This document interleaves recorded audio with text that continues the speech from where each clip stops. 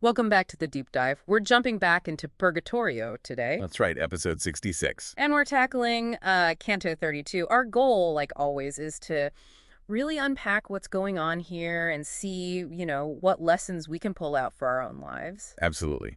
So just to set the scene again, Dante's made it. He's at the top of Mount Purgatory in the earthly paradise. He's gone through the purification. He's basically back to square one in a good way, like innocence restored. Exactly. Ready for the next stage. But first, this vision in Canto 32, it's quite something. Yeah, it sounds incredibly complex. What exactly is he seeing up there? Well, it's this really dense allegory, mainly about the church, its history, its struggles, at least from Dante's perspective.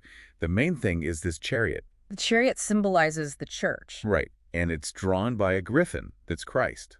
And it's tied initially to this huge tree. The tree of divine justice, wasn't it? Yes. And interestingly, when the griffin Christ joins with the tree just bursts into bloom instantly. Ah, showing that potential for renewal when things are aligned correctly.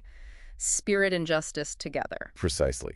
A beautiful image of potential, but it doesn't last. Okay, here we go. Things go wrong. They do. The vision shifts pretty fast. The chariot gets attacked. First, an eagle swoops down. Symbolizing the Roman Empire, right, its influence. Exactly. Then a fox that's heresy tries to get in, but Beatrice, she's there guarding it. She chases the fox off. Okay, so some defense works. For a moment, but the eagle comes back. And this time, it leaves its feathers all over the chariot. And that's critical. Those feathers, they're not just messy, are they? This is where the trouble really starts. That's the idea. They represent worldly gifts, compromises with power, maybe donations, political entanglements, things that might have seemed okay, maybe even necessary. But they corrupt it. They fundamentally change it. Because of these things, the attacks, and especially the feathers, the chariot starts warping. It turns into this seven-headed monster. It's grotesque. From a beautiful chariot to a monster, and the ending is even worse. It is pretty bleak. You see this harlot sitting on the monster chariot. You're representing papal corruption. Yes. And she's kissing a giant who represents the King of France, a specific political alliance Dante despised. This sort of corrupt pair then drags the whole deformed chariot off into the woods.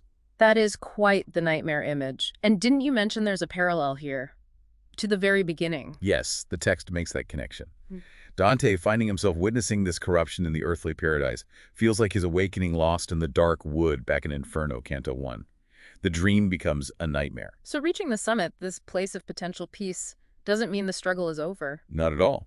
It shows that even in the highest states, corruption, degeneration, it's still possible. So, okay, this is fascinating history and allegory, but let's bring it to us, to you listening now. What are the timeless takeaways here? For our lives, our jobs, the groups we're in? That's really the core of it for us, isn't it? Beyond the 14th century politics, there are some deep lessons. Like this idea of vigilance you mentioned. Absolutely. It happens in the earthly paradise, a place you'd think is safe, pure, but nope. Corruption gets in. It's a powerful reminder. Purity, integrity, health, whether personal or institutional, it isn't a passive state. It needs active guarding, constant vigilance. And the feathers, those Yeah. small compromises. That's huge. These seemingly small concessions, these feathers left behind, they don't just slightly damage the chariot, they transform it into a monster. It speaks volumes about how small slips in integrity, small ethical compromises, maybe cutting corners, they add up. They can change the fundamental nature of something or someone over time. Exactly. Then you have the harlot and the giant. Alliance is based on the wrong things. Power, money, not principles. Right. Their kiss is about self-interest, not truth. And the result, the chariot gets dragged away, loses its dignity, its path.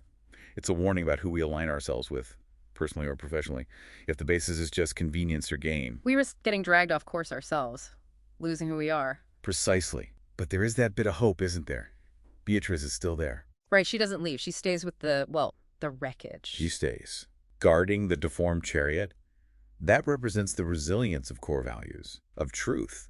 Even when things look terrible, when institutions are compromised, those fundamental values can endure, often through individuals who hold fast. So the big lessons seem to be, stay vigilant, always. Watch out for those small compromises that add up.